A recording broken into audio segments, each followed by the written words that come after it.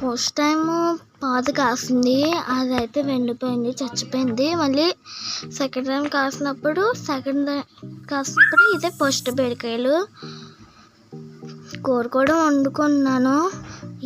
బీరకాయ సూపర్ ఉంది, నాకు నచ్చింది. చాలా సింపుల్గా ఉన్నాను, బాగుందన్నమాట. సూపర్ ఉంది. నేనే కూర వండి నేను కోసిన బీరకాయలతోనే నేనే కూర వండుకొని తిన్నాను, బాగుందన్నమాట.